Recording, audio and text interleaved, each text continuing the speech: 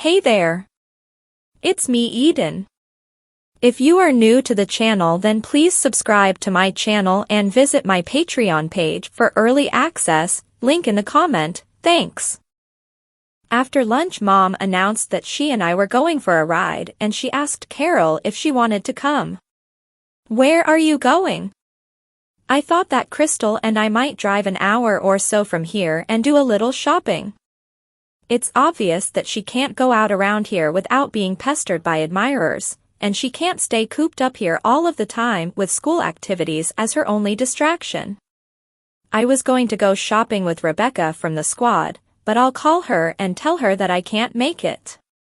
It wasn't very firm anyway. Okay. We'll leave at about 2 o'clock. Crystal, since you're finished eating, why don't you go clean up and get ready while Carol and I clean up? Okay, Mom. She didn't have to ask me twice. I was excited about getting out of the house and going somewhere where I would be free to walk around without being followed by fans. While Carol was changing and I was working at my makeup table, Mom came into my room carrying an ordinary denim skirt, peasant-style blouse, and pumps with 1-inch heels. Since we want to avoid attention today, you can wear these clothes of your sister's instead of your normal clothes. It'll make you less conspicuous. Thanks, Mom. I'll look just like the other teenagers, dressed like that. 2 hours later, we pulled into a shopping mall 70 miles from home. This town didn't have a Barrett's department store, so it was unlikely that anyone would expect to find me here. We spent the late afternoon shopping in the dozens of stores that made up the mall, and at dinner time we left the mall and found a pleasant-looking restaurant on the road to home. It was the nicest day that I had had in weeks. Monday was an average day in school. I encountered Brad several times during the day. Each time, he walked me to class with his arm resting on my shoulders. Everyone that we passed stared at us, but I don't think that Brad even noticed since he was used to being stared at. At lunch, I met my friends in the cafeteria. Brad must have gone out with his buddies, and thinking about it, I couldn't ever remember having seen him in the cafeteria at lunchtime. That wasn't unusual as many kids never ate there, preferring instead to patronize one of the many delis or fast food places in the area. We waited around after school so that we could meet Mom for the ride home. On the way, we stopped at Dr. Danvers' office so that she could take a blood sample and give me a physical. When she had finished, she and Mom had a conference in her office while Carol and I waited in the waiting room. It was dinner time when we arrived home, so we all pitched in to make a quick dinner. As the meatloaf cooked, I sat at the kitchen table and read the Sunday paper that I had not had time for yesterday. In the entertainment section, I found a review of Oliver on Board by the same critic who had reviewed it several weeks ago. Mom was making a salad, and Carol was preparing some potatoes for nuking, so I read it aloud. Oliver on Board may soon be overboard. When I reviewed the premiere episode of this new series last month, I felt that it held a lot of potential for winning its time slot. After watching the succeeding episodes, I now wonder where the spark has gone. Oliver Adams' performances are wooden, and the scripts are most predictable. I would expect that network executives are already looking for a mid-season replacement for this eagle that has turned into a turkey. Mom said, "That's too bad, dear. I guess that our hopes for a long series and lots of callbacks will never be realized now." Carol added, "Yeah, but at least you've had the exposure from the first episode, and you've been in the background behind the credits each week. Something might come from that." I hope so.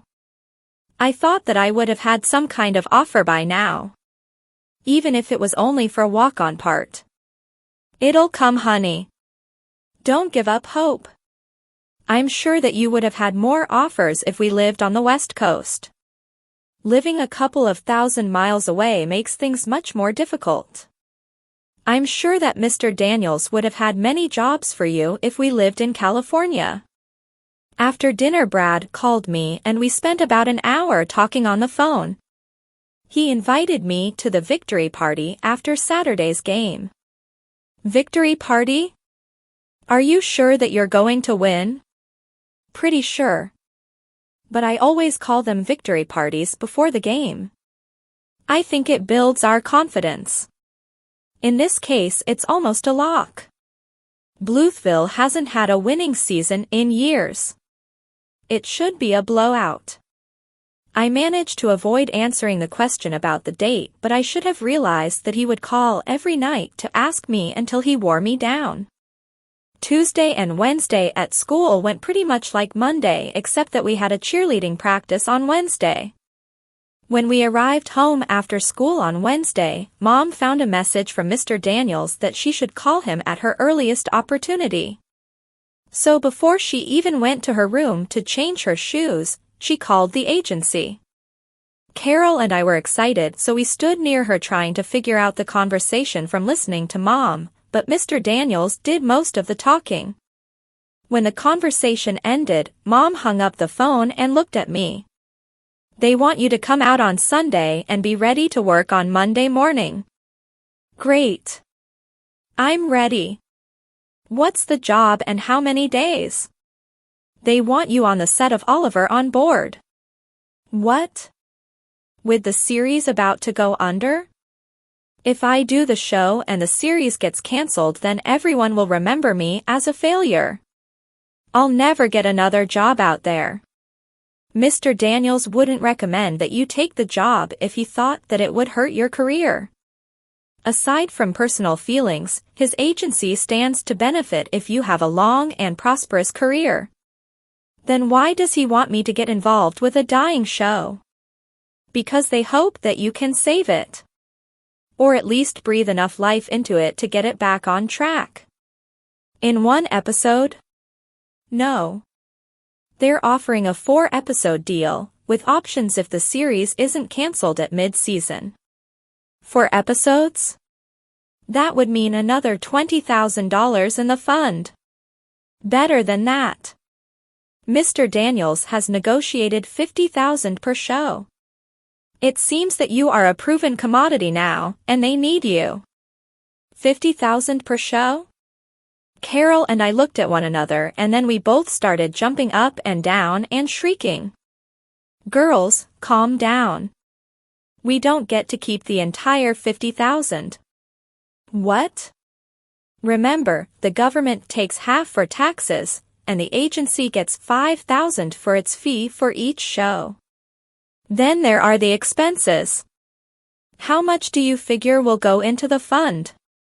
Conservatively, I think that we'll be able to add $15,000 per show. That's $60,000 for the 4 shows. That's more than enough for Carol's first year at almost any college in the country. Then I take it that you want to do it? Of course. Okay. I'll call Mr. Daniels back and tell him that we'll be there Sunday evening. Looking at Carol, she added, the 3 of us. While Mom made the call, Carol and I ran to the kitchen to begin preparing dinner.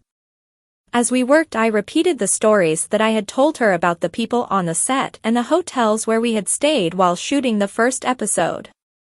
Dinner was already cooking in the oven when Mom joined us in the kitchen.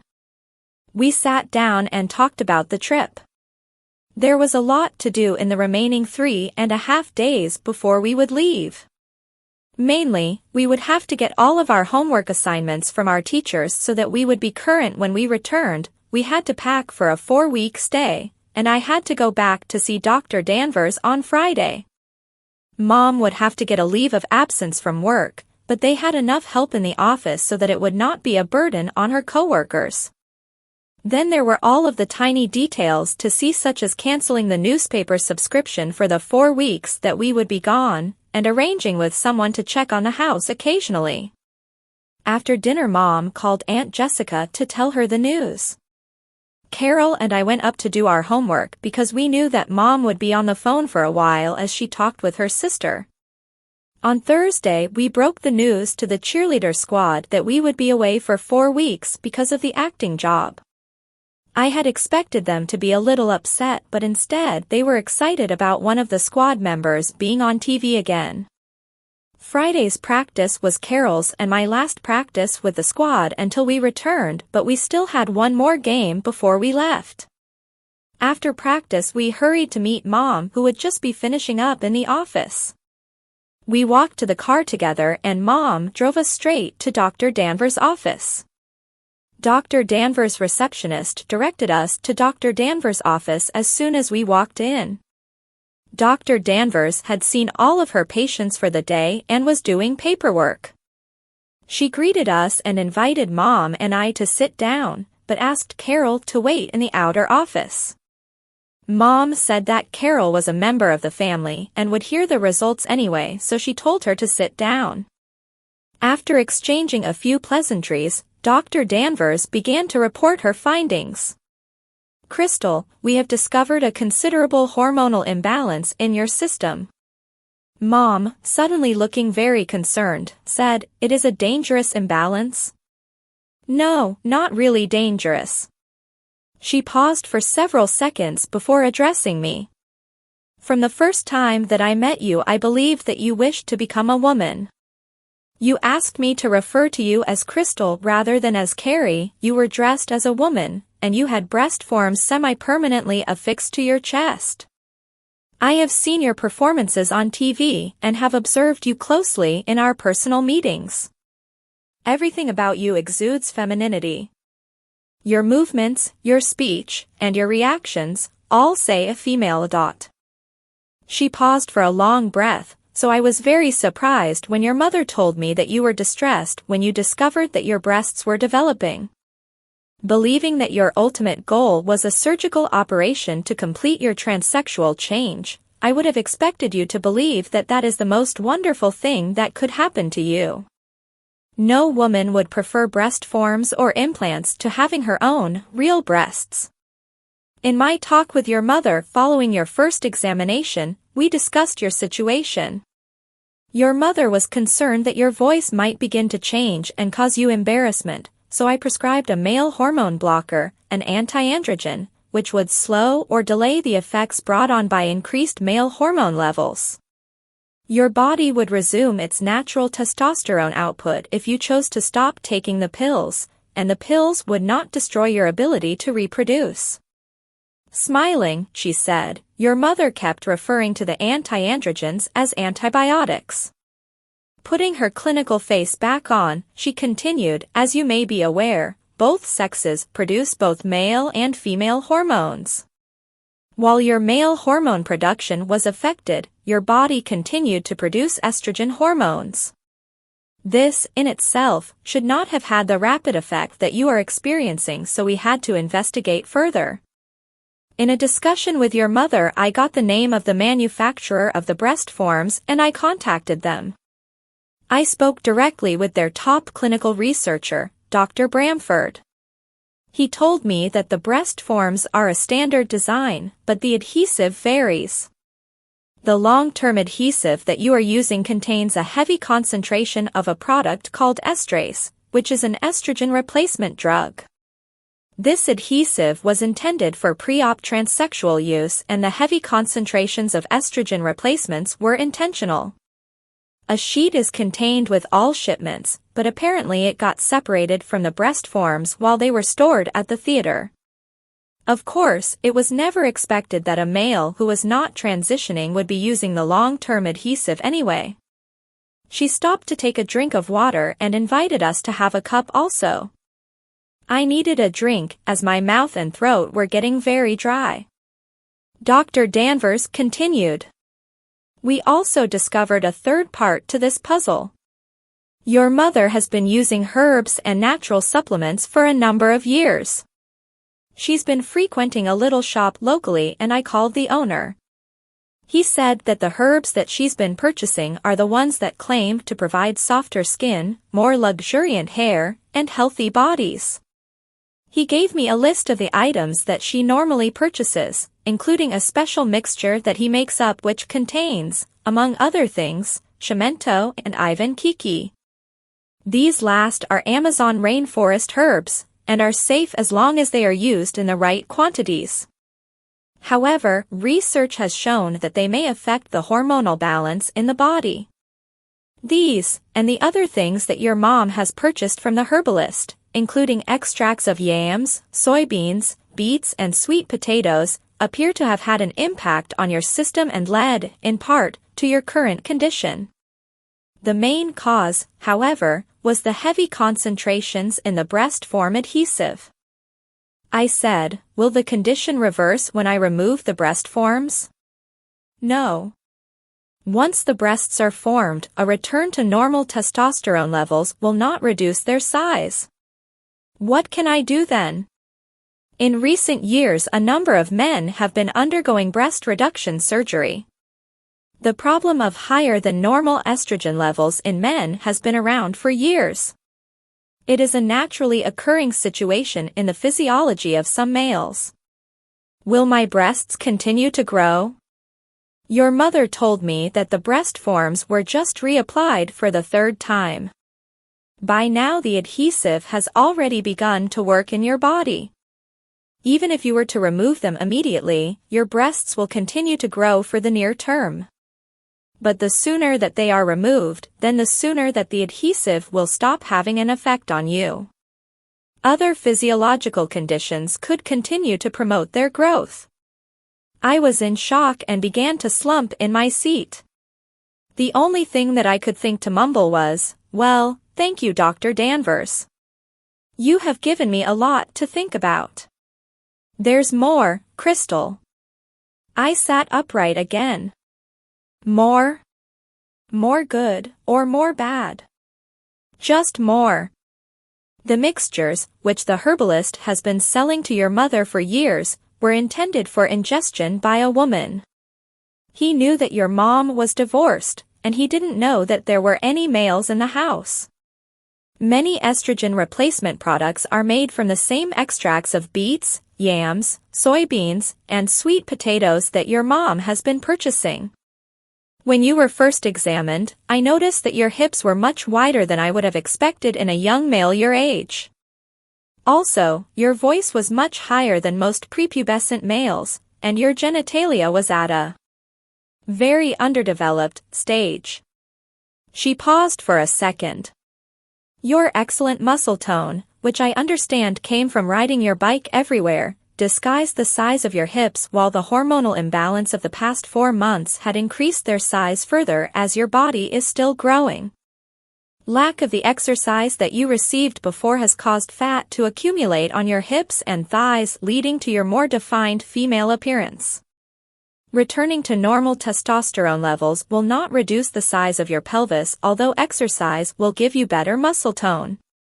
Your voice should deepen though, and you'll grow facial hair. I am not sure about the effects on your genitalia, but it should grow some. My mind was racing at 100 miles an hour. Are you saying that my body was growing like a female's even before July when the adhesive started working on me? Yes. But normal male hormonal development that comes with puberty should have emerged in the near future. The effects of the herbs might have been responsible for delaying puberty, but your body should have compensated in the near future. Some teens experience it later than others, especially males, who typically go through puberty a year or 2 later than females. How long have I been taking the herbs? Your mother has been adding the herbs to her tea since you were an infant, so only for as long as you've been drinking tea. I've been drinking tea since I was 8 or 9. Why did it only start tasting bitter a few months ago? Your mother had gotten a new supply the same weekend that you first became Crystal, but the adhesive probably had an effect on your system and your taste buds became more sensitive to the herbs temporarily. I understand that nobody else in the family tasted any difference. Is there anything else? No, I guess that covers it, except to tell you that you should stop taking the anti-androgens that I prescribed if you want to resume your male identity. How soon will I begin to see the emergence of male characteristics when I do?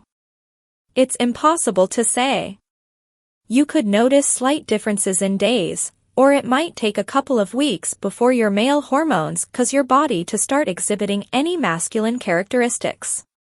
We thanked Dr. Danvers for her efforts and left. I was deep in thought, but Mom and Carol discussed the situation as we drove home. When we arrived home, we sat down in the kitchen to talk. Mom said, "Crystal honey, I'm sorry about the herbs. I never suspected that they could have harmed you in any way. I thought that they were good for all of us." I said quietly, "I know, Mom. The question that faces us now is whether I continue as Crystal or not. My body is still changing, I guess, and unless I stop taking the antibiotic pills it will continue. Even that won't stop my breasts from forming until the adhesive starts to break down." Carol said, "But if I understand it, when you stop taking the medicine your voice will change and you will start getting hairy." Yuck. I can't imagine having a hairy face. "And if you do stop taking the anti-Waddies pills then you will stop being my sister. I don't want to lose you now. I love having a wonderful sister much more than having a creepy brother. I don't want you to go." I smiled sadly. The worst part is that I may no longer be able to get roles as Crystal. My brief career may be over.